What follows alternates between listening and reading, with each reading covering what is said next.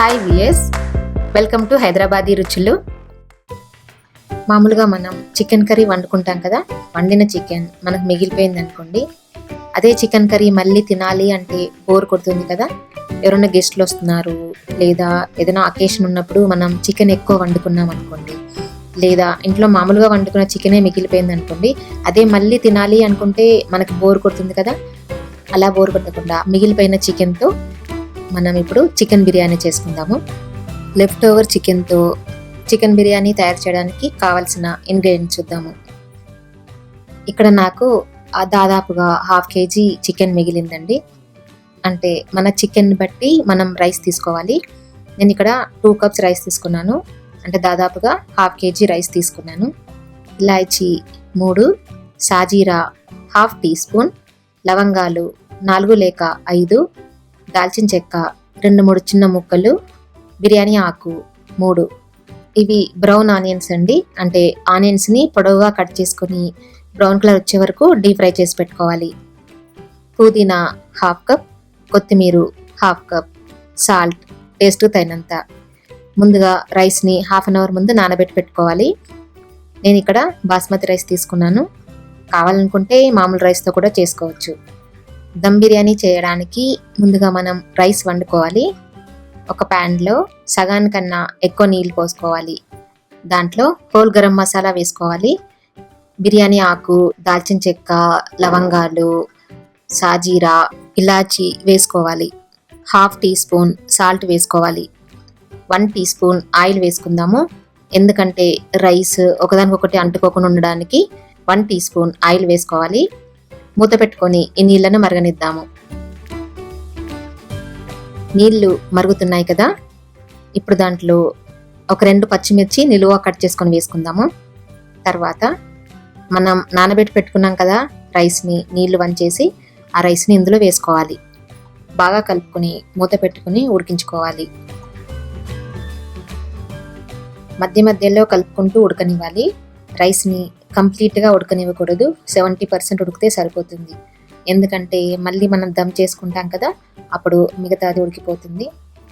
ఇలా చేత్తో నొక్కి చూసినా తెలుస్తుంది, రైస్ పలుకు పలుకుగా ఉన్నప్పుడే నీళ్ళని వార్చేసుకోవాలి.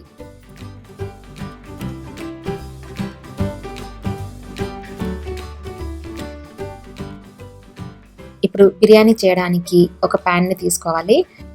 ప్యాన్ కొంచెం మందంగా ఉంటే బాగుంటుంది. ప్యాన్ అడుగున 1 tablespoon నెయ్యితో స్ప్రెడ్ చేసుకోవాలి. తర్వాత దాంట్లో చికెన్ కర్రీని వేసుకోవాలి. చికెన్ని ప్యాన్ అడుగున పరిచినట్టుగా వేసుకోవాలి.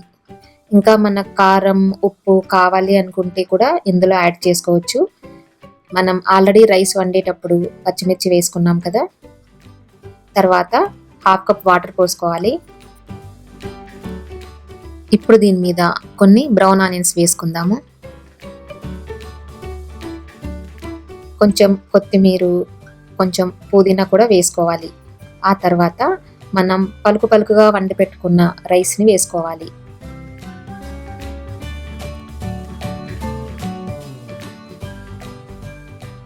రైస్ అంతా వేసుకున్న తర్వాత మిగిలిన బ్రౌన్ ఆనియన్స్ వేసుకోవాలి. కొత్తిమీర, పుదీనా కూడా వేసుకోవాలి. ఇప్పుడు పైనుంచి 1 to 2 tablespoons నెయ్యి వేసుకుందాము. తర్వాత ఆవిరి బయటకు పోకుండా గట్టిగా మూత పెట్టుకోవాలి. మూత పెట్టుకుని ఈ గిన్నెని స్టవ్ మీద పెట్టుకుని హై ఫ్లేమ్లో 5 minutes ఉడికించుకోవాలి. 5 minutes తర్వాత బిర్యానీ గిన్నెకి స్టవ్కి మధ్యలో ఒక ప్యాన్ పెట్టుకోవాలి.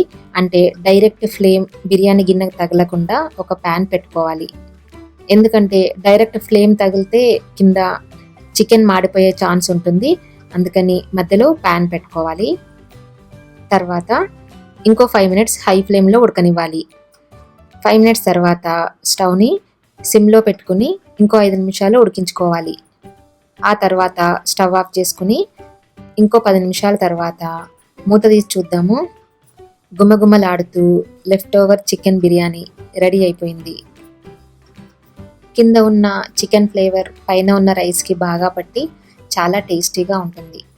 చూసారా, మిగిలిపోయిన చికెన్ని ఏం చేయాలా అనుకోకుండా బిర్యానీ ఎలా ప్రిపేర్ అయిపోయిందో మీరు కూడా టేస్ట్ చేసి చెప్తారు కదా.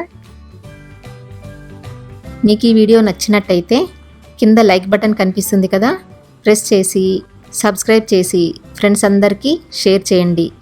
ఏవైనా సజెషన్స్ కానీ కొత్త రెసిపీస్కి ఐడియాస్ కానీ చెప్పాలనుకుంటే కింద కామెంట్ సెక్షన్లో కామెంట్ పెట్టండి. Thank you for watching this video.